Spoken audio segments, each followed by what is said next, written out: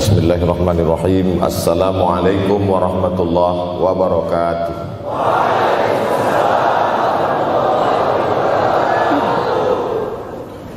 Alhamdulillahi wa kafa, wassalatu wassalamu ala al-habibil mustafa wa ala alihi wa ashabihi ahli tuqa wal wafa. Subhanaka la ilma lana illa ma 'allamtana innaka antal alimul hakim. Rabbi shrah li sadri wa yassir li amri wahlul 'uqdatam min lisani yafqahu qawli.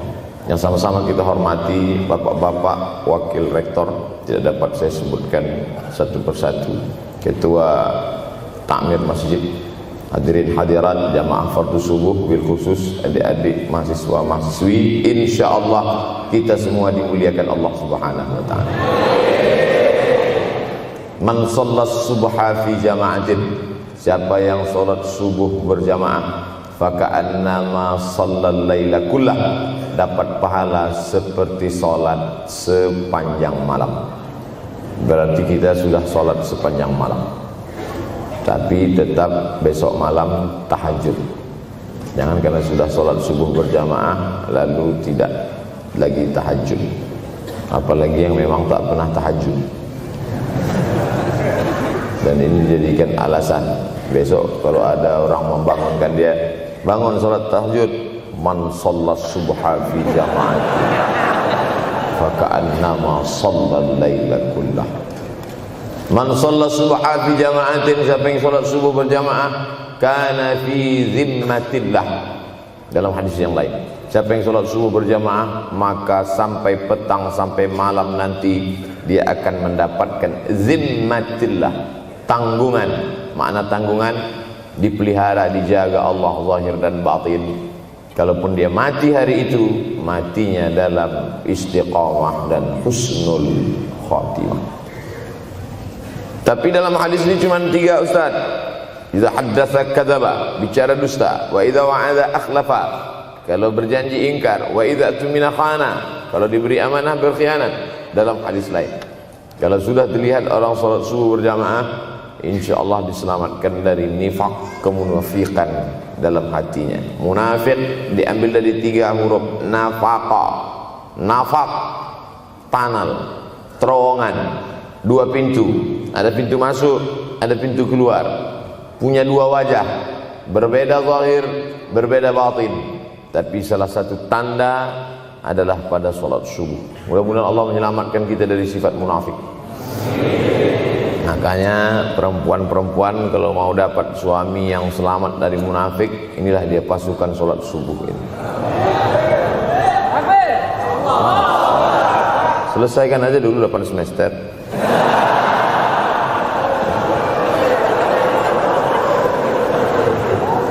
Imam Abu Ja'far Al-Barzanji menulis dalam syairnya, walamma tamma min hamlihi, ketika sempurna hamil Aminah, syahrani 2 bulan, ala ashhuril aqwalil marwiyah, menurut riwayat yang masyhur, tufiya bil madinatil munawwarati abuhu Abdullah, meninggallah abuhu, bapaknya, bapak Nabi Muhammad SAW, Abdullah bin Abdul Muttalib bin Hashim bin Abdi Manaf bin Qusay, di kota Al-Madinah Al-Munawwarah.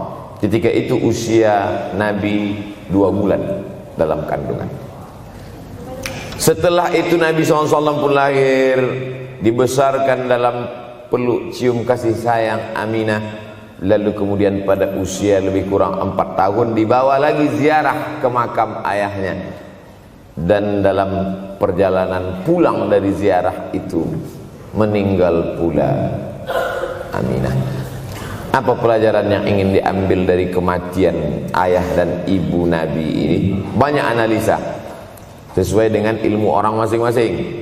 Bagi psikolog yang katanya pengaruh akal manusia itu dipengaruhi 4, maka kata mereka manusia ini berpikir itu dipengaruhi oleh pertama ayah, yang kedua ibu, yang ketiga bacaan, yang keempat lingkungan. Maka Allah ingin membersihkan Nabi Muhammad sallallahu alaihi wasallam dari 4 ini. Apakah akal Nabi Muhammad itu dipengaruhi oleh ayahnya? Tidak, karena dia tidak sempat bertemu. Apakah Nabi Muhammad SAW itu akalnya dipengaruhi oleh ibunya? Tidak, karena 4 tahun sudah meninggal dunia. Apakah Nabi Muhammad SAW itu dipengaruhi oleh bacaannya? Tidak, karena Nabi tidak bisa membaca. Walladzi ba'atsa fil ummiyina rasulan minhum.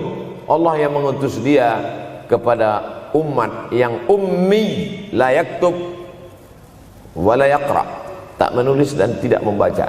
Minhum, dan dia bagian dari mereka, dia juga tidak bisa tulis baca.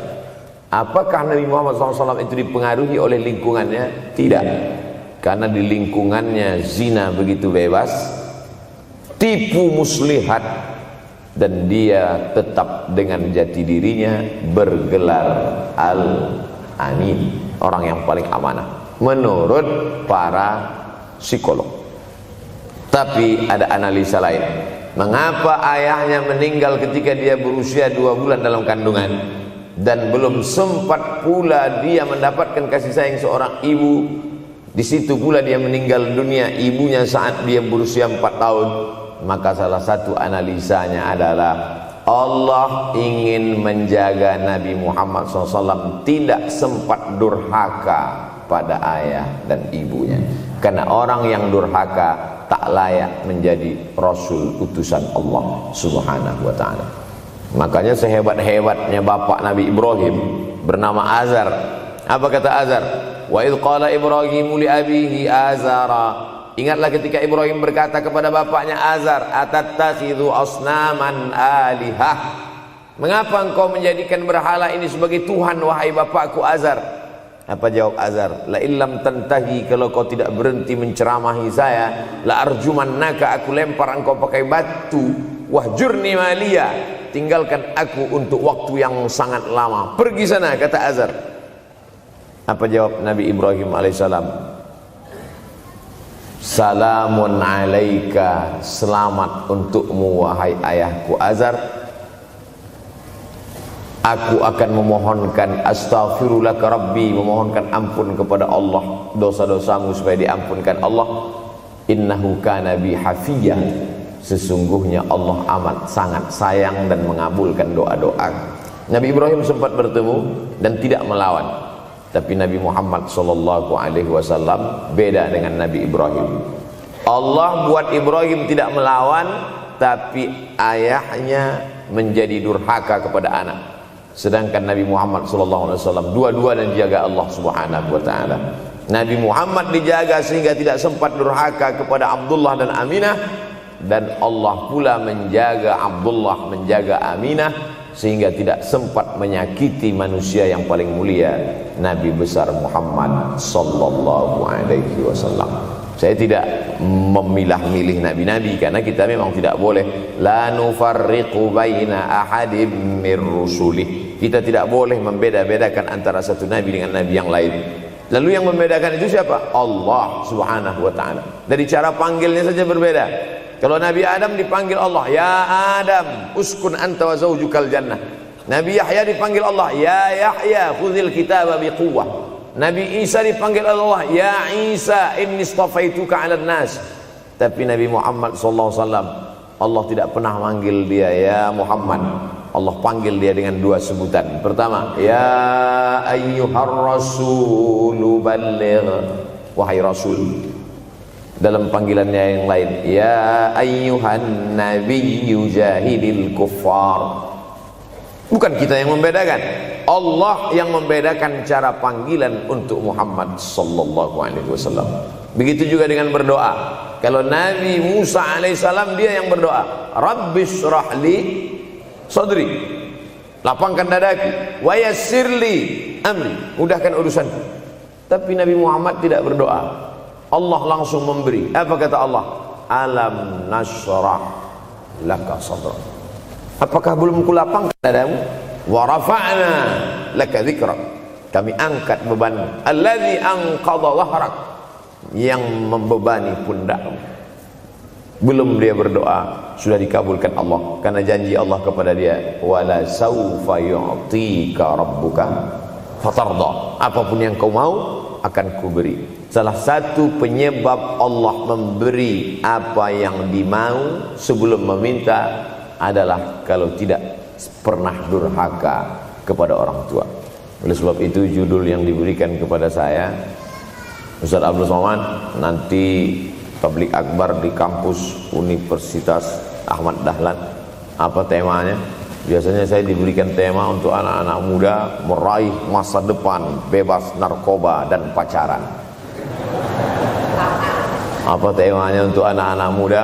Bagaimana pokoknya. Tapi di Universitas Ahmad Dahlan saya diberi tema. Apa temanya? Birrul walidain. Masya Allah. Saya bilang alhamdulillah. Untung saya nggak dikasih tema birruz zaujatain. Artinya apa? Sehebat apapun prestasi akademikmu, kalau sampai tidak memuliakan orang tua, hampa di hadapan Allah Subhanahu wa ta'ala. Ada seorang laki-laki, kata Nabi, kalau nanti dia datang kemari minta doa sama dia karena doanya makbul. Sahabat heran, karena sahabat itu definisinya man laqiyan Nabi sallallahu alaihi wasallam wa amana bihi wa mata 'alal Islam. 3 definisi sahabat: orang yang berjumpa dengan Nabi, beriman dengan Nabi, dan matinya dalam keadaan Islam. Maka itu disebut dengan sahabat menurut ilmu hadis. Makanya ketika saya menjelaskan itu ke mahasiswa, Aisyah yang merupakan sahabat Nabi, komplain mahasiswa, mohon maaf Ustaz keliru, Aisyah itu bukan sahabat tapi istrinya. Kita bicara ilmu hadis. Makna sahabat, man laqiyan Nabi, berjumpa dengan Nabi, wa amana bihi, beriman dengan Nabi, wa mata 'alal Islam, mati dalam keadaan Islam. Abu Lahab ketemu dengan Nabi tapi tidak beriman dengan Nabi dan mati dalam keadaan kafir, maka tidak masuk golongan sahabat. Tapi ini ada seorang laki-laki hidup sezaman dengan Nabi dan Nabi mengenal dia, dan Nabi berpesan nanti kalau dia datang ke kota Madinah minta doa dari mulutnya karena doanya dikabulkan Allah Subhanahu wa ta'ala. Sahabat heran, kami yang hidup bersama engkau, kami yang berperang bersama engkau, kami yang sholat di Masjid Nabawi bersama engkau, kenapa doa dia lebih makbul daripada kami? Malah kami meminta doa dari mulut dia. Tapi tidak boleh membantah dan melawan Nabi. Pokoknya nanti kalau dia datang kemari minta doa kepada dia. Setelah Nabi Muhammad SAW meninggal dunia, laki-laki itu pun sampai ke kota Madinah, berjumpa dengan sahabat. Sesuai dengan yang dijanjikan Nabi, mereka pun meminta doa kepada dia. Namanya Uwais Al-Qarni. Makanya Uwais Al-Qarni tidak ada masuk dalam buku biografi sahabat. Kalau mau mencari biografi sahabat Nabi, buka kitab namanya Al-Isabah fi Tamyizis Sahabah, atau baca juga Usudul Ghabah fi Ma'rifatis Sahabah, atau baca juga Al-Isti'ab fi Ma'rifatil Ashab. Itu memang buku biografi isinya sahabat Nabi semua. Sahabat Nabi klasifikasi. Yang pertama, Al-Ashra Al-Mubashsharuna bil Jannah, 10 sahabat yang dijamin masuk surga. Level kedua, sahabat Nabi yang ikut perang Badar. Berikutnya, sahabat Nabi yang masuk Islam sebelum hijrah. Berikutnya, barulah ujung sahabat Nabi masuk Islamnya setelah hijrah, setelah Islam kuat, barulah dia masuk Islam. Tapi nama Uwais Al-Qarni tidak ada di dalam, karena dia tidak cukup syarat untuk menjadi sahabat, karena dia tidak pernah berjumpa langsung dengan Nabi Muhammad sallallahu alaihi wasallam.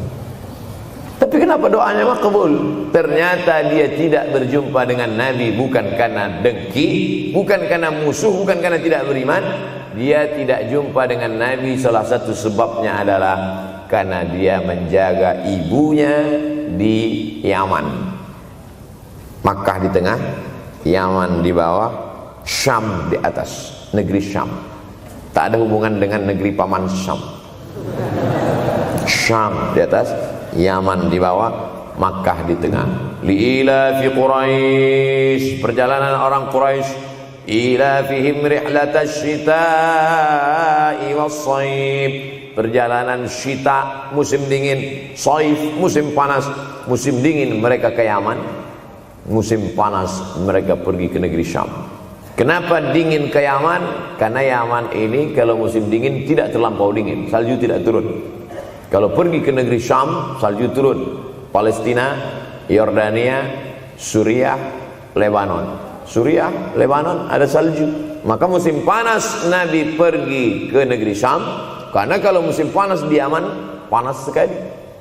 Sedangkan ke negeri Syam panasnya tidak seberapa. Perjalanan orang Arab Quraisy ini diceritakan Allah, di negeri Yaman itulah tempat kampung Uwais Al-Qarni. Tidak sempat dia berjumpa dengan Nabi, tapi doanya lebih makbul daripada orang-orang yang berada bersama Nabi, karena keutamaan berbakti kepada ibu. Kalau sama ayah boleh ngelawan Pak Ustaz? Enggak juga. Jangan ini nanti dijadikan dalil. Kamu kenapa lawan bapakmu? Ada seorang laki-laki. Ini kadang jamaah pandai motong-motong ceramah saya, hanya untuk mencari pembenaran. Sedangkan kita ngaji ini mau mencari kebenaran. 1000 dalil bagi orang untuk mencari kebenaran, tapi ada 1001 hujjah untuk orang yang suka mencari pembenaran.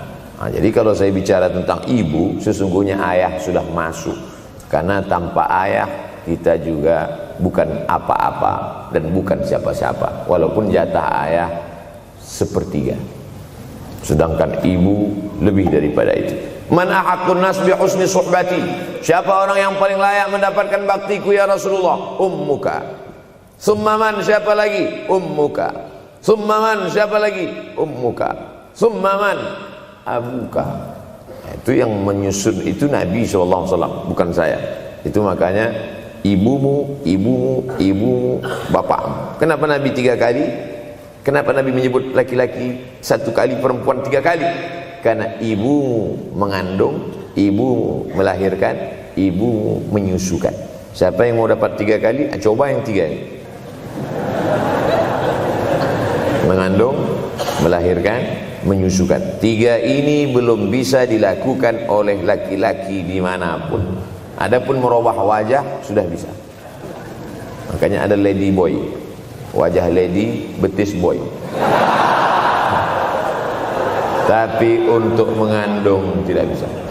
Ana Rahman, aku ini Rahman, kata Allah. Syaqaqtur rahim wa ja'altu lahu isman min ismi. Aku ciptakan satu makhluk di dalam perut perempuan, maaf, namanya rahim, dari namaku. Ini yang belum bisa dibuat dokter dimanapun di dunia ini, menciptakan rahim, belum bisa. Andai terpecah rekor ini, maka kebanggaan luar biasa bagi LGBT. Tidak bisa, sampai hari kiamat tidak akan bisa, janji Allah. Karena Allah mengatakan dalam hadis qudsi, Ana Rahman ja'altu lahu isman min ismi. Maka ada satu makhluk dalam perut perempuan yang diciptakan, diambil dari Asmaul Husna. Sehebat-hebatnya laki-laki, dari ujung rambut sampai ujung kaki tidak ada di tubuhnya ini yang diambil dari Asmaul Husna, tak ada. Bahwa namanya dari Asmaul Husna ada, Abdus Somad. Tapi ada makhluk di badannya diambil dari Asmaul Husna, itu hanya ada pada perempuan. Oleh sebab itu perempuan luar biasa. Makanya kampus Universitas Ahmad Dahlan memuliakan perempuan. Mana perempuan? Di atas letaknya.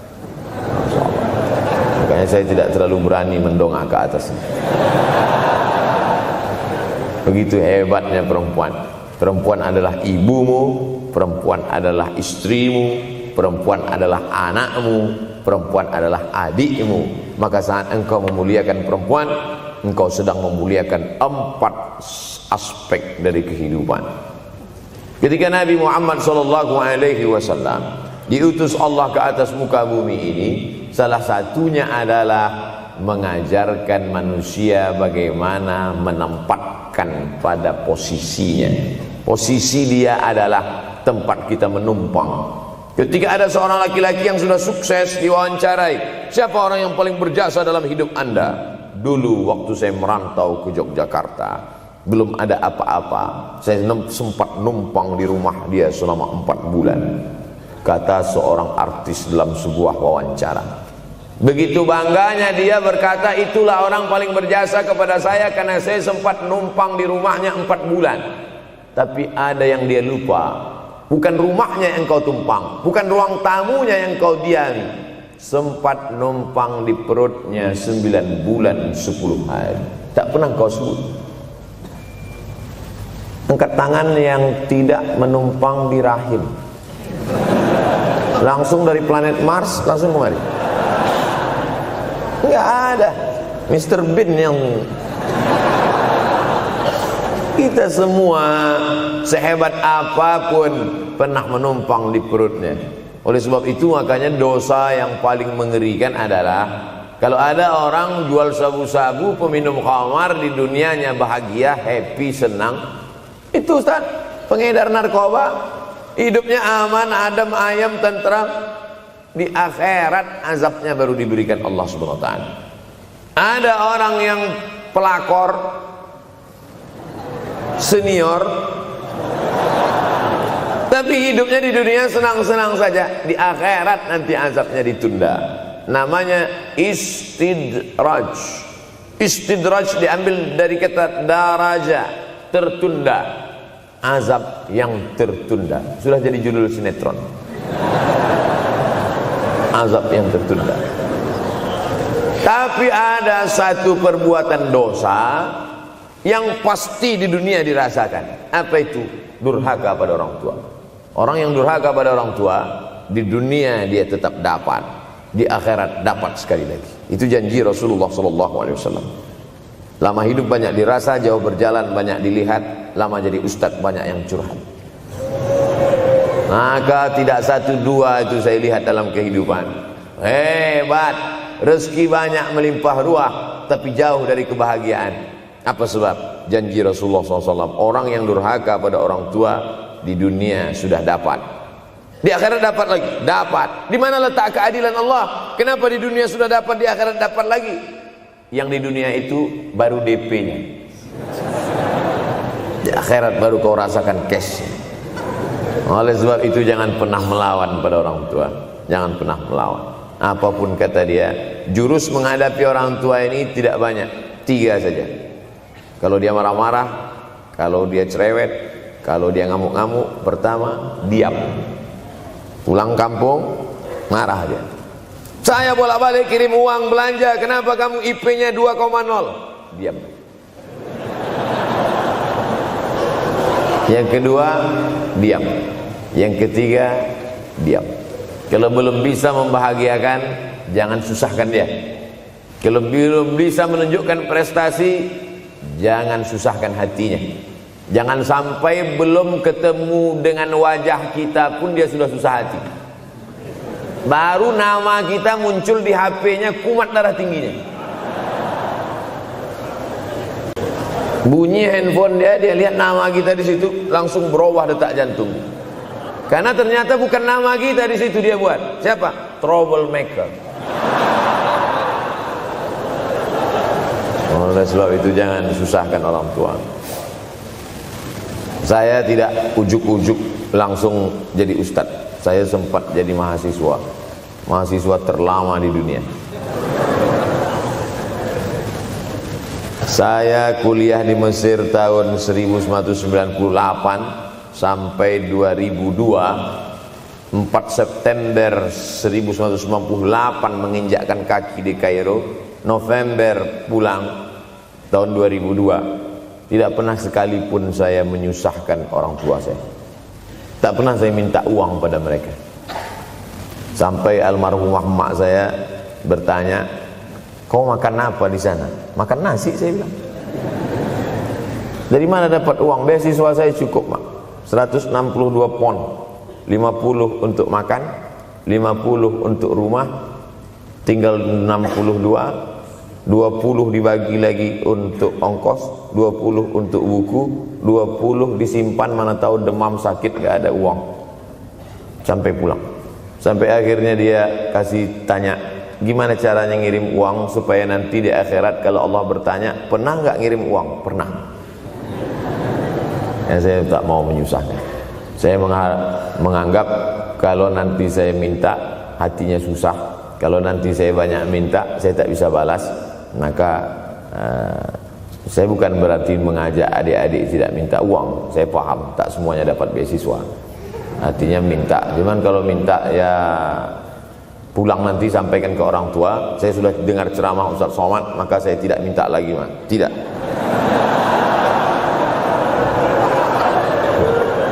Tapi tolong dirapel setahun sekali aja.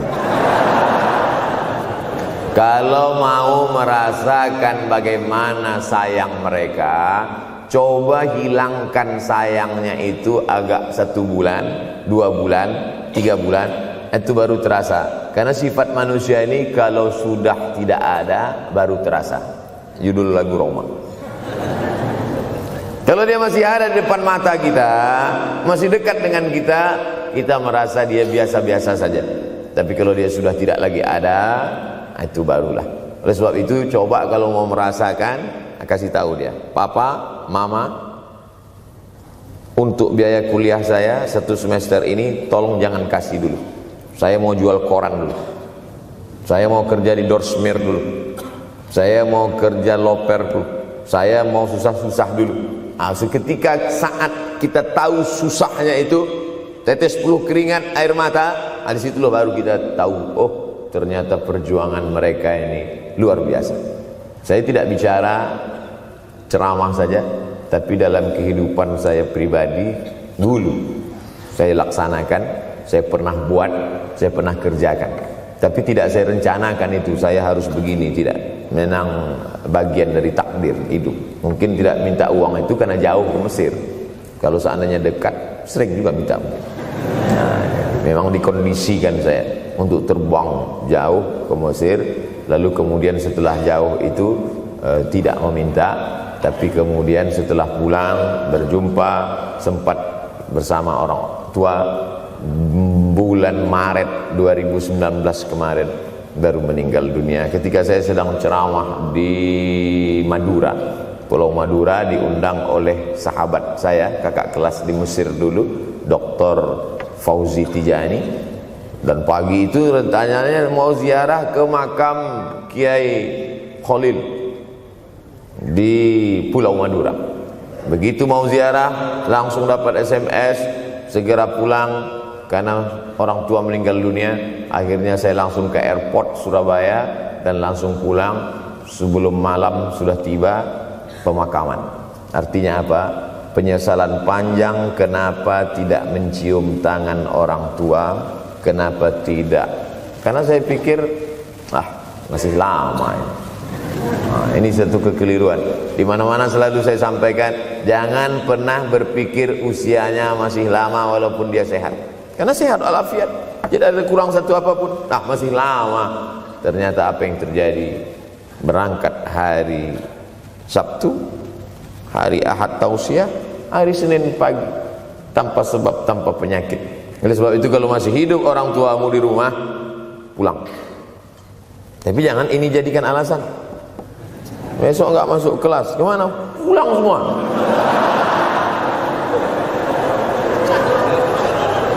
Pulang sesuai dengan kondisi, situasi dan keadaan. Pulang. Kalau masih bisa membahagiakan dia apa makanan kesukaannya, belikan. Suka makan apa dia, belikan. Itu yang dia inginkan. Andai kita gendong dia dari Yogyakarta berangkat ke kota Makkah, sampai di Makkah tawaf 7 putaran, dari Safa ke Marwah, pulang lagi ke Jogja, belum tentu dapat membayar sekali teriakan dia saat mengeluarkan kita ke alam dunia. Jadi banyak orang terlalu membanggakan. Saya sudah banggakan dia Pak Ustaz, saya sudah bayarkan ONH-nya. Berapa? Baru DP-nya. Sudah merasa berbakti kepada orang tua? Belum. Makanya digunakan kata birrul walidain. Kenapa Allah tidak menggunakan kata husnul walidain? Hasan baik, jayyid baik, thayyib baik, khair baik. Tapi yang dipakai birrul walidain. Hanya satu-satunya kata untuk orang tua dipakai birrul walidain. Karena kata birru adalah sifat Allah Subhanahu wa taala. Makanya di antara Asmaul Husna ada Al-Barrut Tawwab, Allah yang punya sifat itu. Maka kita diharapkan berakhlak seperti akhlak Allah Subhanahu wa taala. Addabani Rabbi fa ahsana ta'dibi. Allah mendidik aku menjadi beradab sehingga adabku penuh. Allah Subhanahu wa taala tidak ada puji Nabi Muhammad SAW. Hai Muhammad yang salat tahajudnya sampai kakinya bengkak. Hai Muhammad yang hajinya tidak ada. Apa kata pujian Allah untuk Nabi Muhammad SAW? Wa innaka la'ala khuluqin azim. Akhlak agung dan mulia. Oleh sebab itu tak ada gunanya prestasi S1, S2, S3, postdoktoral, profesor kalau tidak berbakti kepada orang tua. Makanya orang tua itu levelnya langsung setelah Allah. Wa qadha rabbuka alla ta'budu illa iyyah. Langsung wa bil walidaini ihsana. Ihsan. Lihat lagi penggunaan kata ihsan dalam hadis Nabi. Jibril alaihissalam datang, rambutnya tidak berdebu, bajunya sangat putih bersih, tapi tidak ada orang yang kenal. Diriwayatkan oleh Sayyidina Umar ibn al-Khattab radhiyallahu anhu, aku melihat ada seorang laki-laki rambutnya sangat hitam dan bajunya sangat putih, tapi kami tidak ada yang kenal. Ini tiga indikasi ini menunjukkan kebingungan. Kalau ada orang rambutnya sangat hitam dan kita kenal, berarti dia memang orang situ, memang tinggalnya di situ. Tapi dia kalau orang perantau, rambutnya pasti berdebu karena tinggal di gurun pasir. Sekarang kan banyak tuh anak-anak muda yang rambutnya berdebu. Itu berarti orang jauh, bukan orang Jogja. Bajunya sangat putih, tapi kami tidak kenal. Kalau bajunya agak-agak kotor, berarti dia musafir. Pantas kalau kita tidak kenal. Tapi bajunya sangat putih, berarti dia memang orang situ. Tapi kami tidak kenal. Kata Umar bin Khattab, rambutnya sangat hitam, bajunya sangat putih, tapi kami tidak kenal. Dan dia duduk berhadapan dengan Nabi, lututnya dekat dengan lutut Nabi, tapi kami tidak kenal. Dia bertanya tentang iman, dia bertanya tentang Islam, dia bertanya tentang ihsan. Setelah selesai baru Nabi bertanya, Umar, ya, kamu tahu siapa tadi yang datang bertanya tentang iman, Islam dan ihsan itu? Tidak. Jibril yu'allimukum dinakum. Tadi yang datang itu adalah Jibril alaihissalam. Orang selevel Umar bin Khattab tidak kenal Jibril. Ada orang Indonesia baru ketemu Jibril.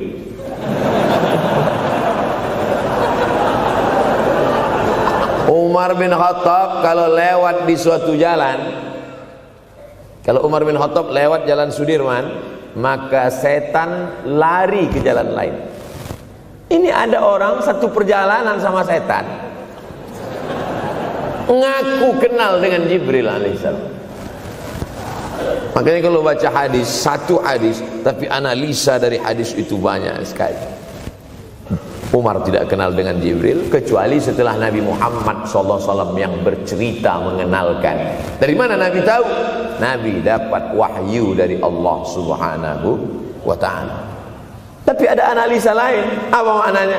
Allah menggunakan kata ihsan untuk orang tua, Nabi menggunakan kata ihsan untuk Allah. Ihsan untuk Allah, anta'budallaha ka'annaka tarah, kau sembah Allah seakan-akan engkau melihat dia. Fa illam takun tarah, kalau kau tidak bisa melihat dia, fa innahu yarak, sesungguhnya dia yang selalu melihatmu. Tidak pernah putus ihsan. Ihsan Allah kepada kita, tidak pernah putus pengawasan Allah. Bagaimana ihsan kita kepada orang tua?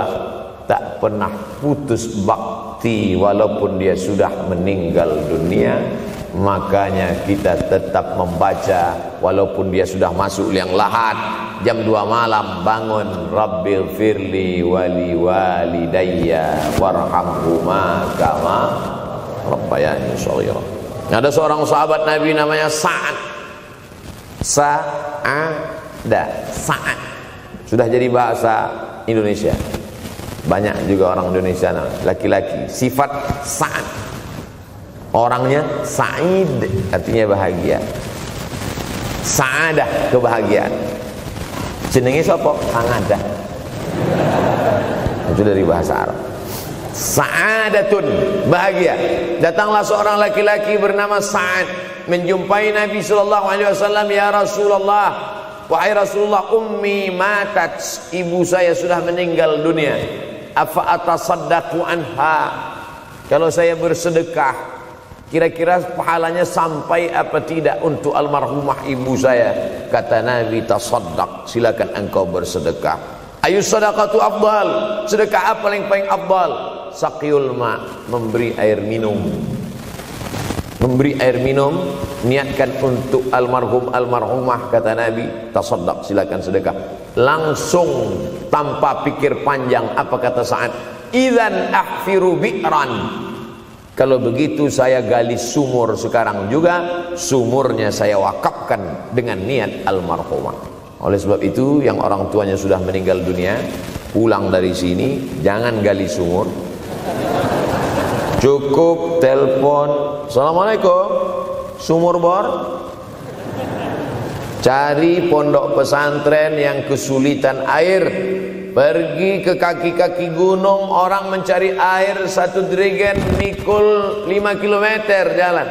Di situ tempat minum lembu, kerbau, di situ juga mereka mengambil air. Cari, galikan, mengalir air sumur untuk mereka, mengalir pula sampai ke liang lahatnya. Itu bakti kita. Pulang dari sini, cari pondok pesantren, panti jompo, panti yatim. Assalamualaikum Bapak pimpinan yatim, saya lihat ini kamar mandinya sedikit, orang ngantri banyak, keran air tidak ada. Gimana ini? Berapa lagi yang perlu sumur bor di sini? Kami perlu kira-kira 5. Insya Allah. Bapak mau bantu? Enggak, nanya-nanya aja. Nih, ini akan menolong di hadapan Allah Subhanahu wa Ta'ala. Tapi kalau dia masih hidup, masih ada, senangkan hatinya. Pulang dari Universitas Ahmad Dahlan Yogyakarta dengan membawa selembar kertas. Apa itu? Transkrip nilai semester ini IP 4. Siapa yang tidak bangga? Bangga orang tua. Saya pulang dari Mesir, saya bawa ijazah LC. Satu lagi ijazah dari Maroko, MA. Ini mak, ijazah LC MA. Saya lihat dia nampaknya tak bahagia, karena dia dulu waktu saya kecil nyuruh saya, kamu mesti doktorandus. Itulah cita-cita ya dia yang tidak sampai. Saya mesti doktorandus. Di mana mau mencari titel doktorandus sekarang? LCMA. Saya bilang, mak, ini LCMA ini lebih hebat dari doktorandus. Artinya apa? Bahwa menyenangkan hati orang tua itu ketika hati dia terbuka, bahagia, disitulah pintu-pintu rezeki itu terbuka. Turun barokah-barokah itu. Buah kalau matang itu dijolok, jatuh. Dan menjatuhkan rahmat Allah itu, membuka pintu-pintu langit, mengetuk pintu-pintu rahmat dan ridha Allah dengan ridha orang tua. Makanya kata Nabi, ridha Allah fi ridhal walidain. Kalau Allah ridha, maka semua yang kau mau dia berikan. Orang kalau sudah ridha itu artinya senang. Orang kalau sudah senang, semua dia kasih. Apa yang ada di tangannya, itu dia berikan. Tadi malam sampai di hotel, datang seorang jamaah, buka cincinnya. Cincin paling dia sayang, dia kasih ke saya. Laki-laki. Nah nih Ustaz Somad, ambil. Duduk saya tadi, duduk, datang anak muda, dia lihat saya tak pakai sorban, dikasihnya sorban. Cuman akadnya belum jelas apa ngasih atau pinjam, Allah. Orang kalau sudah senang hatinya, semua dia kasih. Begitulah orang kalau sudah dapat ridha Allah Subhanahu wa Ta'ala. Kita baru berharap dapat ridha Allah. Makanya habis salat subuh selalu diajarkan, raditu billahi rabba. Aku ridha engkau sebagai Rabbku ya Allah. Apakah Allah ridha terhadap kita? STJ, status tak jelas.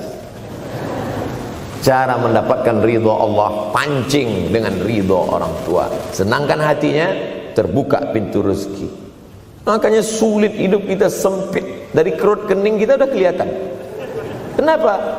Karena tidak ada ridha Allah akibat tidak pernah menyenangkan hati orang tua. Senangkan orang tuamu, jadikan dia seperti raja, maka rezekimu akan melimpah seperti rezeki raja-raja.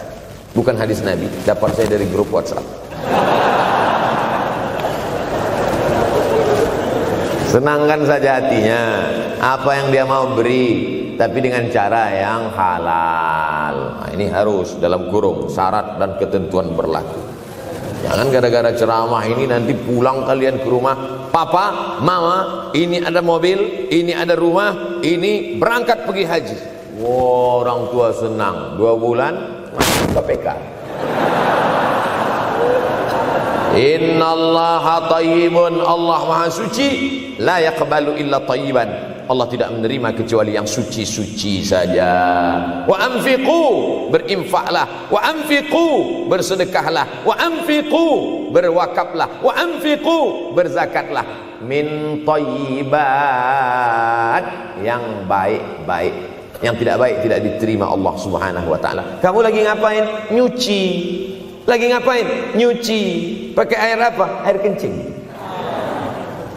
Begitu kata Syekh Abdul Wahab Asy-Sya'rani dalam kitabnya Tanbihul Mughtarrin.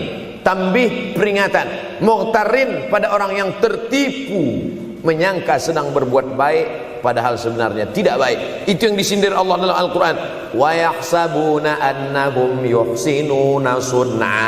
Mereka menyangka sedang berbuat baik. Ini juga tidak betul. Niatnya sudah baik, membahagiakan orang tua, tapi caranya tak betul. Mama, papa, alhamdulillah kuliah saya sudah selesai, ini skripsi saya.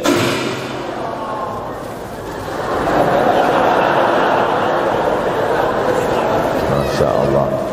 Bayangkan kalau kiamat tiba-tiba terjadi. Begitulah agaknya terkejutnya kita. Kiamat terjadi tapi belum sempat berbakti kepada orang tua. Dosa belum sempat meminta maaf. Silap dan salah berapa kali kita kencing di kainnya yang bersih. Berapa kali dia tidak jadi tahajud gara-gara kita menangis dari Isya sampai subuh.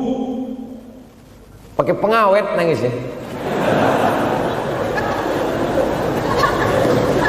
Tapi kita tak pernah sadar itu. Kita menganggap kita di dunia ini dibesarkan angin. Kita menganggap kita ini bangsawan, bangsa yang hidup di awan. Berapa kali dia tidak jadi sholat duha gara-gara kita kencing. Berapa kali nasi yang sudah mau disuap masuk ke mulutnya tak jadi. Bahkan dia tidak makan sama sekali. Dan berapa kali makanan dia belikan hanya untuk susu, hanya untuk menyenangkan kita. Pernah kita balas. Dan dia tidak pernah minta balas itu. Oleh sebab itu, siapa yang mengingatkan? Abdul Somad diberikan judul berat ini. Judul yang paling berat ceramah tentang orang tua, tentang ibu, tentang ayah. Jarang saya mau menerima judul-judul pengajian. Ini pun dikasih tahu setelah sampai di sini. Maka saya belok-belokkan dikit. Ini air mata udah mau menetes, belokkan gitu. Nanti kalau saya nangis di sini, siapa yang ceramah kalau saya nangis? Oleh sebab itu maka yang orang tuanya masih ada, beruntung dan bertua, bawakan dia rumah makan. Ada sahabat saya namanya Ustadz Lukman di Pontianak, bukan Kuntilanak. Mereka punya program namanya Bawa Ibu ke Rumah Makan. Keren nama programnya. Bawa orang tua ke rumah makan. Nanti hari libur adik-adik, anak-anakku sekalian libur, bawa ayah, bawa ibu ke rumah makan.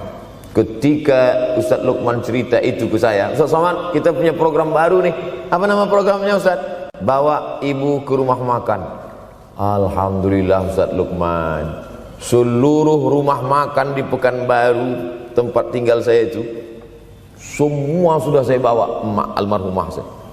Saya bawa sup tunjang, saya bawa rendang, saya bawa goreng ayam, saya bawa goreng puyuh, saya bawa. Cuman ada rumah makan ular sawah itu yang tak saya bawa singgah. Lain dari itu sudah saya bawa. Tak ada penyesalan dalam hati. senangkan hatinya.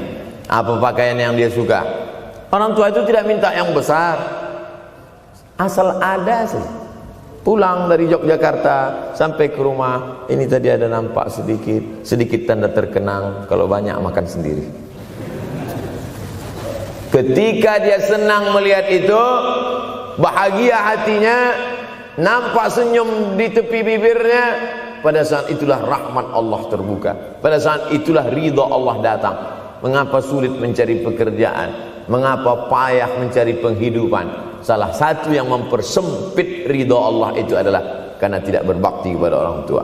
Oleh sebab itu maka judul tema yang diberikan birrul walidain, berbakti kepada orang tua, bahagiakan. Ini ada juga ini anak-anak yang sudah sukses ini, papa, mama sudah meninggal, papa jangan risau, silakan terbang ke Yogyakarta, ada adik di sana, silakan terbang ke Surabaya, ada kakak di sana, silakan terbang ke Kuala Lumpur, ada keluarga di sana, jangan hiraukan. Kata bapaknya, kalian terbangku saja kalian pikirkan, kemana aku hinggap tak kalian pikirkan. Ada sebagian orang ketika ibunya meninggal dunia, marah dia, mengamuk dia anggap kebahagiaan itu sudah hilang, padahal membahagiakan orang tua dua-dua adalah tanggung jawab kita. Kalau dua-duanya sudah tidak ada Pak Ustadz, masih ada keluarga. Ada keluarga. Al-khalah bimasabatil saudara ibu, kakak ibu, adik ibu, sama seperti ibu. Sambung lagi silaturahim, buat dia senang, buat dia bahagia. Man ahabba yubsatalahu fi rizqihi, siapa yang mau lapang rezekinya, wa yunsa'alahu fi azarihi, dipanjangkan umurnya, falyasil rahimahu, hendaklah dia menyambung tali silaturahim. Saya ceramah di satu kota. Sampai di kota itu saya melihat rumah besar, megah, mewah, seperti istana. Cuman saya segan mau nanya, nggak mungkin saya tanya, Pak, ini hasil dari apa? Saya tengok, saya ngangguk. Kawan-kawan saya yang ikut di situ seperti ngelihat kucing semua. Mantap. Setelah duduk, makan, habis makan, minum, habis itu Sohibul Bait yang punya rumah pun cerita. Ustadz Abdul Somad, iya Pak. Dulu ini hanya bambu-bambu yang dikasih daun, yang dikasih terpal. Tempat apa Pak? Tempat ibu saya buat pengajian. Setiap tahun dibuat begitu. Pasang tiang-tiang kayu, pasang terpal, daun-daun, pengajian ramai. Sampai akhirnya saya berkata, Bu, pengajian kita hentikan saja, stop. Saya tidak sanggup lagi pasang tenda, pasang terpal ini. Tapi akhirnya apa kata ibu saya? Nanti setelah saya tidak ada, pengajian ini terus kamu buat. Allah bukakan pintu rezeki Ustaz Somad. Inilah yang terjadi sekarang. Saya belikan orang tua saya itu rantai, saya belikan gelang, saya belikan cincin. Bulan depan saya datang, sudah nggak ada lagi. Mana gelangnya Mak? Nggak ada. Mana rantainya Mak? Nggak ada. Mana cincinnya? Nggak ada. Kemana? Itu kan emas mahal. Sudah saya jual. Untuk apa? Untuk bersedekah ke fakir miskin. Rupanya gelangnya, rantainya itu habis dia berikan sedekah fakir miskin. Tobatkah si bapak untuk berbakti? Tidak. Bulan depan dia belikan lagi. Sampai akhirnya diberikan Allah balasan melimpah ruah. Ternyata ini rahasia dari keberhasilan hidup, karena menyenangkan hati orang tua. Saya tak sebut nama, saya tak sebut lokasi, tapi yang mau berkunjung nanti saya kasih lokasi tepatnya. Saya kasihkan nanti alamat dari Google, saya kasih, supaya melihat secara nyata. Kalaulah rezeki itu hanya diberikan kepada orang yang bersungguh-sungguh, pergi pagi pulang petang, peras keringat banting tulang, maka tentu yang kaya itu adalah sapi yang membajak dari pagi sampai sore. Kalaulah kekayaan, keberhasilan itu diberikan yang paling pandai memanjat, maka tentu yang kaya itu monyet. Tapi Allah berikan kepada siapa yang dia ridhai. Dan penyebab ridha Allah itu adalah karena orang tua yang senang hatinya. Yang sempat durhaka, tidak sempat minta maaf, meninggal dunia dia sudah, apa boleh buat? Kau sudah booking seat di neraka. Yang sudah sempat durhaka, tidak sempat minta maaf, meninggal dunia gara-gara dia pecandu narkoba, pemabuk, pezina, mati. Orang tua dalam keadaan susah. Berapa kali saya ketemu ibu-ibu selesai pengajian, pergi saya ke tempat parkir, ibu tua 70 tahun menangis. Ibu nangis kenapa bu? Anak saya Pak Ustadz. Kenapa dia? Disuruhnya saya jual tanah. Mama jual tanah. Untuk apa mama megang tanah? Udah tua aja pun jual. Mestinya anak itu yang menyenangkan hatinya di hari tuanya, bukan malah menyuruh jual tanahnya. Jual tanah supaya dia bisa bangun rumah, jual tanah supaya dia bisa menyekolahkan anak-anaknya. Na'udzubillah. Sudahlah tidak membahagiakan, malah menyusahkan. Ustaz, anak saya nyuruh saya jual tanah saya supaya dia senang, supaya dia dapat duit. Gimana nih Pak Ustaz? Mungkin si ibu berharap saya menjawab, ibu sabar aja ya bu, sabar ya. Ibu salah tanya bu. Kalau mau sabar cari ustadz lain, ada spesialis sabar, bukan saya. Begitu dia kasih tahu, anak saya maksa saya jual tanah saya, Pak Ustadz gimana? Mana alamat rumah anaknya? Mana? Saya mau datang. Mana? Anak durhaka, neraka jahanam tempat kau.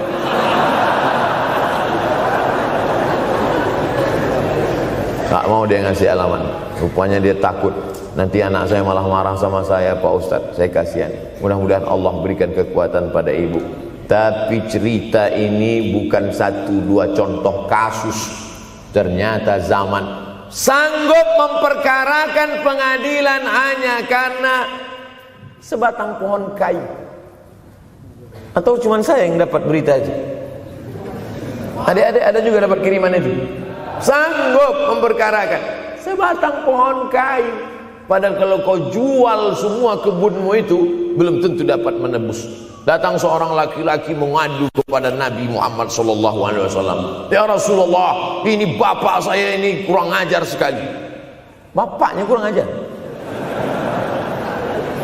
Diambilnya harta saya ya Rasulullah. Gimana ini ya Rasulullah? Apa kata Rasulullah SAW? Anta wa maluka li abik. Anta sampai ke tempat kita jadi ente. Anta wa maluka, ente, harta ente, li abik, punya bapakmu. Jangankan hartamu yang di rumah itu, dirimu pun punya bapakmu.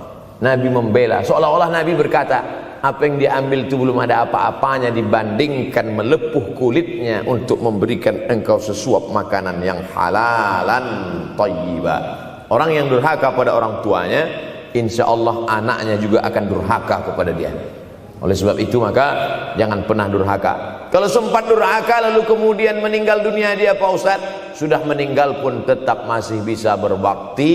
Pertama dengan doa, kedua dengan sodakoh. Kalau kebetulan rezeki banyak sodakoh. Kalau tidak ada rezeki melimpah, doa. Bangun malam, Rabbi firli wali walidayya warhamhuma kama Rabbi firli, ya Tuhanku ampunkan aku, wali walidayya, ibu dan ayahku, warhamhuma, sayangi mereka berdua, kama, sebagaimana Rabbayani shaghira, sebagaimana mereka mendidik aku. Coba kita lihat susunan kalimatnya, seperti ada kekeliruan kalimat. Na'udzubillah, mana mungkin kalimat Allah keliru. Allah ingin menegur kita, sayangi mereka sebagaimana mereka mendidik aku. Mestinya kalimatnya kan tidak begitu, sayangi mereka sebagaimana mereka menyayangi aku. Tapi ternyata sayang belum tentu mendidik, tapi mendidik pasti sayang. Karena bunyi kalimatnya, sebagaimana mereka mendidik aku. Jadi banyak juga anak-anak ini tidak sayang karena salah didik. Disangka sayang itu dengan ngasih motor, disangka sayang itu dengan ngasih gadget. disangka sayang itu dengan ngasih transfer uang yang berlebihan. Belum tentu sayang. Dulu ada insinyur arsitek yang membangun salah satu rumah keluarga saya. Kuliahnya di Jogja. Cerita dia, dulu saya kuliah di Jogja, Ustadz Abdul Somad, insinyur. Terus teman kami sakit di kos-kosan. Kami bingung mau nelpon siapa. Akhirnya datang mobil mewah, parkir polisi, tentara, ramai. Barulah kami tahu rupanya dia anak menteri. Jadi sayang orang tua itu bukan mesti dibelikannya apartemen, dibelikannya mobil, belum tentu. Boleh jadi itu justru menjerumuskan anak. Diberikan apartemen, diberikan mobil mewah. Habis 2 bulan kena virus HIV AIDS. Tapi kalau dibuatnya kita jauh, saya yakin adik-adik kuliah di Universitas Ahmad Dahlan, ada yang dari timur Indonesia, ada yang dari Sumatera, lalu kemudian di tengah kesendirian, belum makan, uang kos belum bayar, transfer macet, datang setan berbisik, hei, sebetulnya kau anak yatim piatu yang dibuang. Bukan, orang tuamu bukan tidak sayang, dia hanya sedang ingin mendidik supaya engkau menjadi anak yang mandiri.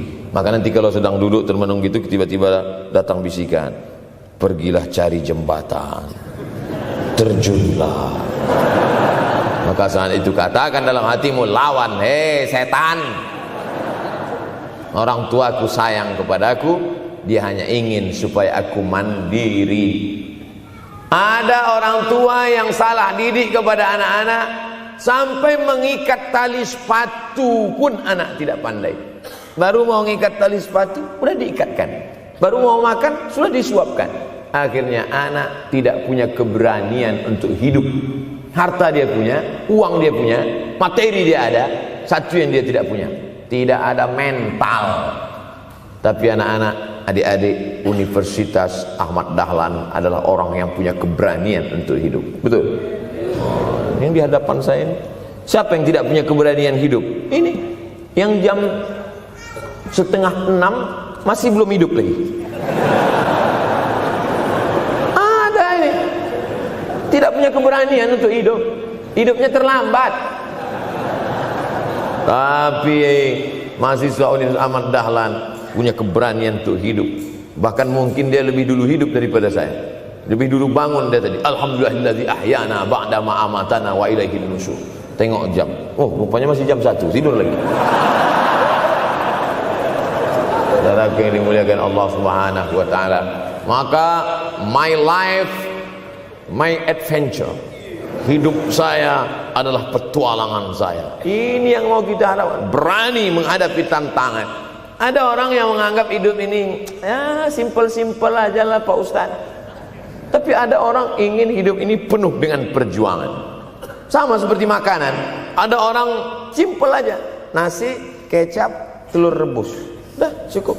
Tapi ada orang mau ada goreng ayamnya, ada rendangnya, ada supnya, ada tom yamnya, ada lengkap semua. Begitu juga hidup ini. Ada orang yang simpel aja, ambil goreng ikan, makan. Tapi ada satu lagi enggak, pergi naik mobil sampai ke tepi hutan, naik motor, habis itu nyewa speedboat sampai di tengah laut mancing, ujung-ujungnya ikan juga. Yang dia nikmati bukan ikannya, tapi yang dia nikmati adalah proses untuk mendapatkan ikannya. Faham? Itu enaknya ngomong sama mahasiswa. Coba kalau yang masyarakat biasa, kita udah capek cerita, selesai ada pertanyaan, Ustadz maksudnya tadi apa ya? Aduh, capek gitu.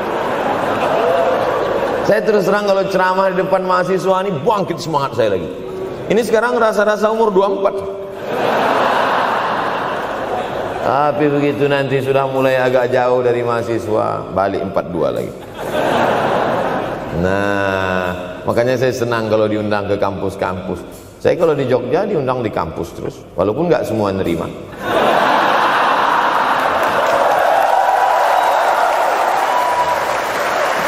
saudaraku yang dimuliakan Allah Subhanahu wa taala, maka kita harus sering-sering bersama. Apa ini takbir? Takbir itu ngusir setan. Tadi saya ceramah jam 4:30, sekarang sudah jam 5:30 artinya saya sudah ceramah 70 menit. Ini sudah keluar dari kode etik, karena di mana-mana saya ceramah 60 menit. Kenapa bisa Ustaz Somad ceramah 70 menit di Universitas Ahmad Dahlan ini? Kenapa? Semangat yang membuat kita. Padahal berdiri lagi, tahan, belum sarapan lagi, tahan. Artinya apa? Yang membuat kita kuat itu bukan materi, bukan makanan, tapi semangat. Maka jangan sempat kehilangan semangat, bangkitkan semangat. Semangat terus. Semangatnya apa? Semangat ingin membahagiakan orang tua. Kalau lupa, tulis. Biasanya mahasiswa ini kan suka lupa, tulis di dinding kamar. Semangat bahagiakan calon mertua.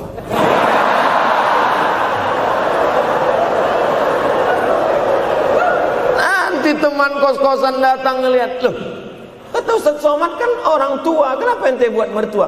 Sedangkan mertuaku saja kebahagiakan, apalagi orang tua.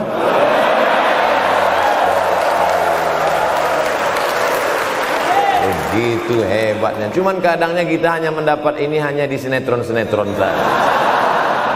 Real nyatanya di mana? Datanglah ke Universitas Ahmad Dahlan. Jadi hidup ini harus ada target yang mau dicapai. Banyak orang targetnya nggak benar.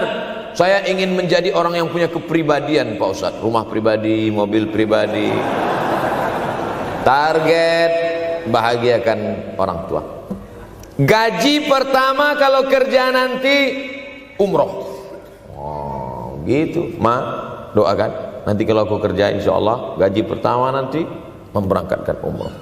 Syukur-syukur nggak usah diomongkan dulu, kasih surprise, senang. Mama, ayah, ini gaji pertama. Dia buka, tengok 700.000.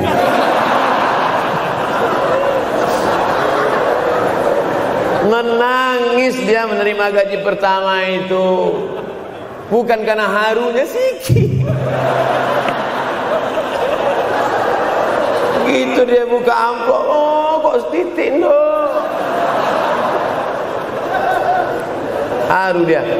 Kenapa setiap mendapat hadiah dari anak, orang tua selalu meneteskan air mata? Karena kita tidak pernah besar dalam pandangan matanya. Kita sehebat apapun, kita tidak pernah besar di matanya. Di pandangan ibu ayah kita, kita adalah anak kecil yang tapak kakinya 2 jari, panjangnya sejengkal. Maka jangan pernah ceramahi orang tuamu. Jangan mentang-mentang sudah mahasiswa pulang, ayah sini, mama sini, dulu assalamualaikum. Bisa, karena kita tidak pernah besar di mata orang tua. Kita tetap kecil. Walaupun kamu sudah menikah, sudah punya istri, sudah punya anak, kau tetaplah anak-anak dalam pandangan dia. Oleh sebab itu jangan sok besar, jangan sok hebat. Kalau ada pesan yang ingin mau disampaikan, jangan melalui mulut kita, dipinjam mulut orang lain. Tokoh masyarakat, alim ulama, dia ngajinya di mana? Ada yang mau kita perbaiki, jilbabnya mungkin kurang panjang, mungkin ada kebiasaan dia yang kurang baik.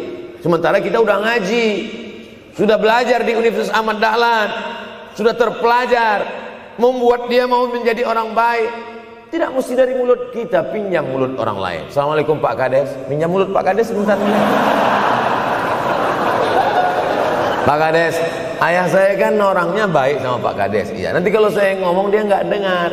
Jadi saya mohon tolong Pak Kades. Pak Kades, ayah saya sampai sekarang belum sholat Pak Kades. Jadi tolong Pak Kades nasihati dia. Kata Pak Kades, saya juga nggak sholat. Hancur dunia persilatan.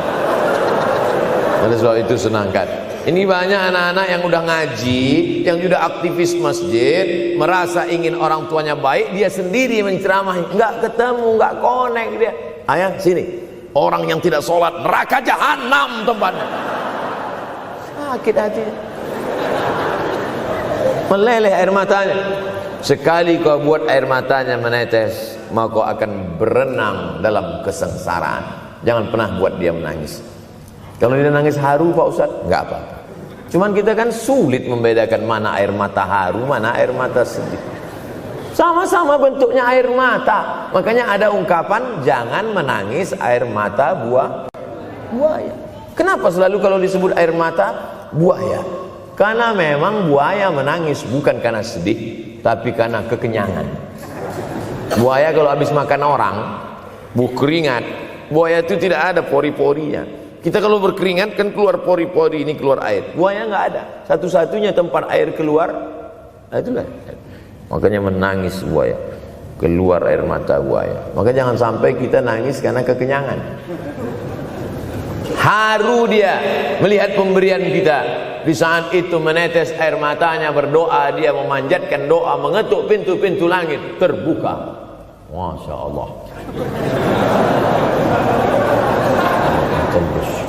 Pantasan doa mahasiswa Universitas Ahmad Dahlan kabul, rupanya pintu terbuka. Doa kepada Allah Subhanahu wa taala. Kadang-kadang kita merasa doa kita yang dikabulkan Allah, kadang-kadang kita merasa sok hebat. Setelah dia meninggal dunia, barulah kita sadar rupanya selama ini kita hanya menumpang doa. Numpang, bukan doa kita yang dikabulkan Allah ternyata, tapi doa dia. Tapi dia tidak pernah cerita itu. Dia nggak pernah ngomong. Apa pernah dia panggil kita? Sini sebentar. Aku sudah capek doain itu. Pernah dia bilang itu. Dia cukup mengadu tengah malam, ya Allah, anakku ini jadikan dia berhasil kuliahnya ya Allah. Sudah hampir 14 semester nggak selesai-selesai. Dia mengadu kepada Allah Subhanahu wa taala. Ma, aku susah ini sekarang. Susah kenapa? Skripsiku ditolak terus. Pembimbing kemarin itu mempersulit terus. Berdoa dia tengah malam, ya Allah, lapangkan hati pembimbing itu supaya anakku cepat ya Allah. Kalau enggak, matikan dia ya Allah. Kabul. 2 hari setelah itu meninggal. Tapi kita tidak bisa request. Oleh sebab itu maka banyak-banyak dekatkan kepada orang tua, senangkan. Saya ceramah di Malaysia, dibawa jamaah ke mall. Ustaz Samad, esok kita tak ada tazkirah, tak ada tausiah. Kita nak pusing-pusing. Pusing-pusing maksudnya mutar-mutar. Pergilah kami ke mall. Sampai di lantai atas saya lihat anak-anak muda nyuapin orang tua. Ada restoran mahal, mewah. Itu kabarnya kalau mampir di restoran itu, makan, itu banyak yang nangis melihat harganya.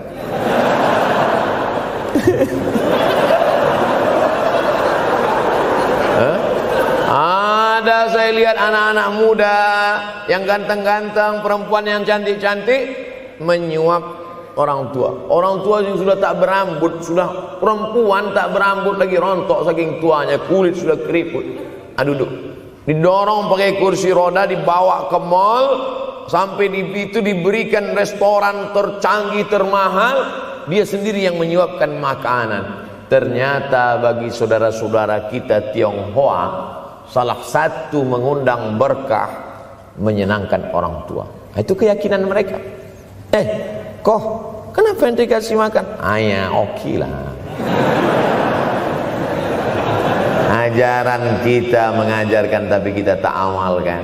Ketika tetangga, kawan, sahabat kita mengamalkan, rezekinya melimpah, baru kita heran. Dia kok kaya ya? Iyalah, dia kan punya tuyul. Tuyul mana bisa bawa duit banyak? Nih keberkahan. Oleh sebab itu, jangan cuma sekedar ngaji-ngaji aja. Pulang dari sini, kalau memang tinggal di Yogyakarta atau di luar nanti pas liburan, sisihkan uang, bawa dia ke mall, bawa dia ke restoran, senangkan hatinya, bawa dia jalan-jalan. Cuman tetap juga yang logis. Kalau dia udah tua, janganlah dikasih kacang goreng. Sesuaikanlah, agar-agar kasih. Ini nggak perlu dikunyah. Kiri kanan gol, kiri kanan gol. Orang tua bawa kasih kacang, menyiksa itu. Saudara yang dimuliakan Allah Subhanahu wa taala, kenikmatan yang terbesar adalah ketika orang tua masih ada bersama kita. Kalau sudah tak ada, nanti saat Idul Fitri, Allahu Akbar, Allahu Akbar, Allahu Akbar, la ilaha, barulah menetes air mata. Mama. Saya kalau sudah menengok orang menangis terlalu berlebihan mengenang orang tua, ini pasti ada, kalau bahasa kampung kami, something wrong. Pasti ada sesuatu ini. Karena orang kalau sudah habis tumpah, dia tidak akan menetes lagi. Tumpahkan kasih sayangmu itu sampai habis ludes, dia tidak akan menetes lagi. Tak ada penyesalan, karena semua sudah kita berikan. Kalaupun menangis hanya tetesan kasih sayang. Tapi kalau sampai mencakar dinding, mama, ini pasti. Saya kalau ada orang yang menyesal sampai mencakar dinding, mau saya antukkan aja kepala yang gede. Dulu waktu hidup kenapa enggak opti? Sekarang udah mati baru kau menangis kan? Senanda.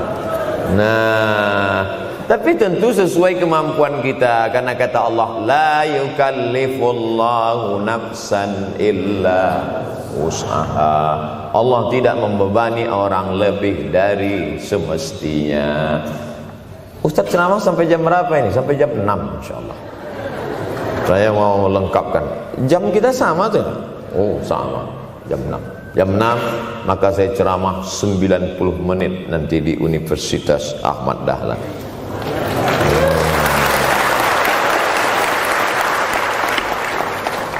Berceramah di Universitas Ahmad Dahlan merupakan suatu kebanggaan bagi Abdul Somad. Kenapa begitu? Saya pengagum Kiai Haji Ahmad Dahlan, termasuk ulama yang saya kagumi. Lalu kemudian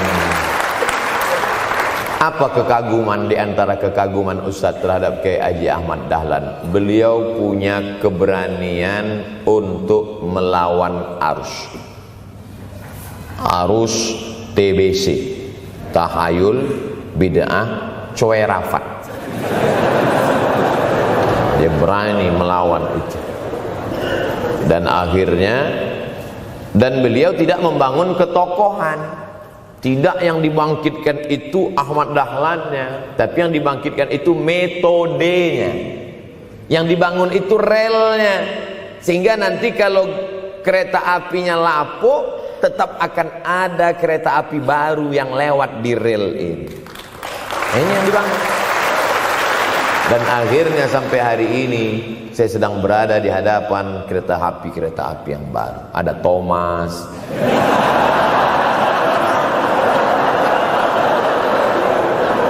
Kok Ustaz tahu Thomas? Anak saya paling suka itu.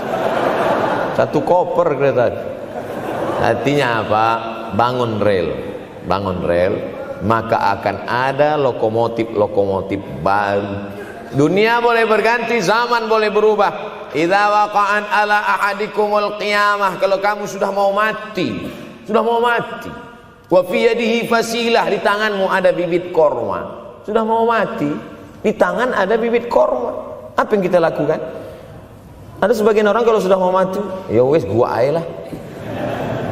Kalau di tanganmu ada bibit korma, gali-gali tanah sedikit, tanamkan. Untuk apa nanam korma sudah mau mati? Bukan kita sempat memakan manisnya, tak sempat bermaung di bawah daunnya yang rindang. Bukan kita yang menikmati, tapi ada orang lain dan pahalanya mengalir ke makam kita. 28.000 ibadah mengalir ke makam Kiai Haji Ahmad Dahlan. Angka 28.000 itu dari mana Pak Ustaz? Angka mahasiswa Universitas Ahmad Dahlan. Ustaz tahu dari mana? Ya makanya kalau orang ngomong tuh dengar. Makanya saya kalau diundang ceramah, Ustaz nanti sebelum ceramah kita ada acara makan dulu. Iya, selama itu saya diam aja. ngumpul-ngumpulkan bahan. Jangan pernah melihat modal materi, tapi kuatkan usaha dan tawakal. Nih, bantuan cuma 6 miliar, tapi ternyata keperluannya berapa? 126 miliar. Tapi buktinya jadi masjid yang besar. Kalau diikutkan modal, mana mungkin cukup? Maka begitu juga dalam menatap hidup ke depan. Kamu kenapa belum juga nikah? Modalnya besar Pak Ustaz. Terus gimana? Nunggu yang gratisan aja lah. Dan begitu, usaha, tawakal, doa. Nah, bagi yang masih lajang, yang mau nikah, itu kalau bisa doanya jangan sir, agak jahar dikit. Ya Allah, umur udah 40. Dengar sama sebelah, loh belum mas katanya, belum. Bodoh.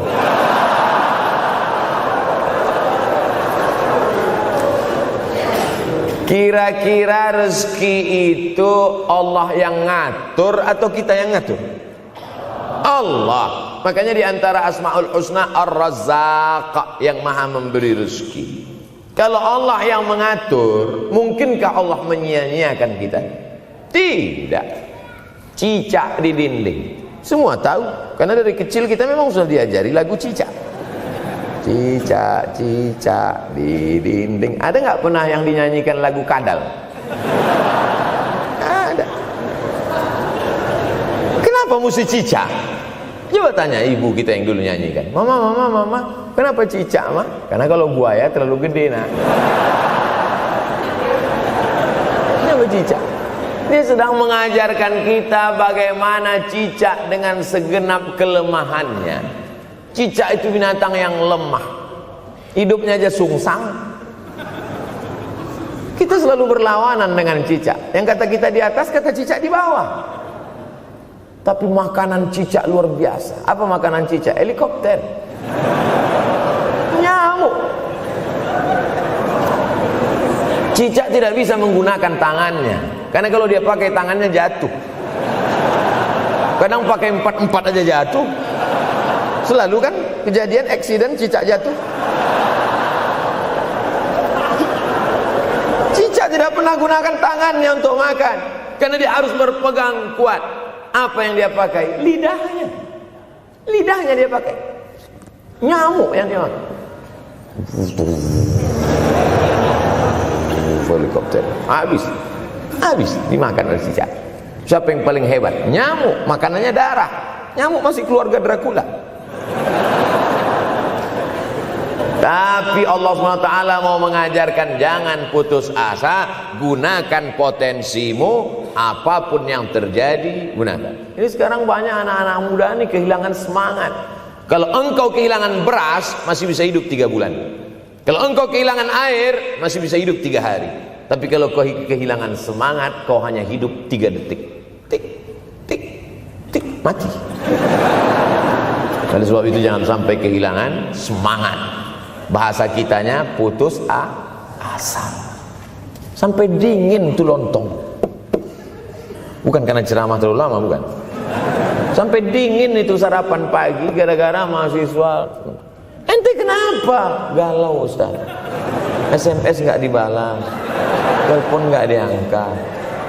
La ilaha illallah Muhammad Rasulullah. Mahasiswa seganteng ini, sehebat ini, begitu cepat putus asa. Saya aja setua ini, sekurus ini masih banyak yang mau. Lihat tuh komen-komen di Instagram, baca tuh komen-komen di YouTube. Ustadz, jadikan aku yang kedua ya. Masa kalian anak-anak muda gagah perkasa, bangkitkan semangatmu, takbir. Banyak yang belum ketemu jodoh. Saudara yang dimuliakan Allah Subhanahu wa taala, maka bangkitkan semangat. Tapi yang namanya semangat ini tidak bisa bangkit dengan banyak. Kita lihat orang bersemangat, pede, di depan orang pede luar biasa. Dia kok pede sekali? Pakai santai. Banyak juga yang semangat pede luar biasa, rupanya pakai jimat. Kita pede kita bukan karena sabu-sabu, bukan karena narkoba. Pede kita karena kita sudah serahkan semuanya pada Allah. Inna sholati wa nusuki wa mahyaya wa mamati lillah. At-tahiyatul mubarakatul sholawatut thayyibatul lillah. Tapi tetap satu. Jangan nanti mentang-mentang udah dengar ceramah saya at-tahiyatul mubarakatul.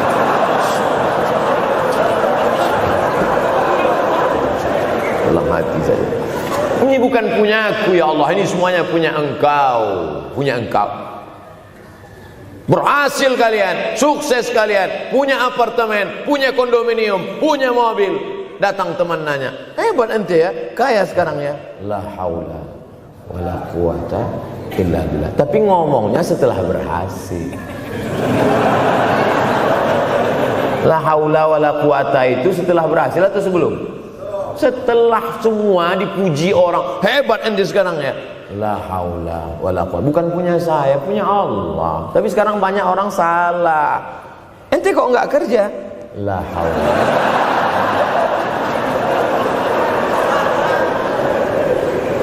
La haula wala quwwata illa billah. Subhanallah, masya Allah, tabarakallah. Menunjukkan manusia lemah, tak punya apa-apa. Dia ingin berkata, ini hanyalah punya Allah. Begitu juga dengan acara ini. Kenapa acara di masjid? Kenapa acara di kampus kemarin ramai melimpah ruah? Bukan karena panitia, bukan karena Ustaz Abdul Somad, bukan karena baleho yang besar, tapi la haula wala quwata illa billah. Pulang dari sini, bangkitkan semangat, senangkan hati orang tua, kejar prestasi, terus kuliah. Mudah-mudahan semuanya selalu mendapatkan kebaikan. Amin ya rabbal alamin. Terima kasih atas segala perhatian. Mohon maaf atas segala kesilapan dan kekhilafan.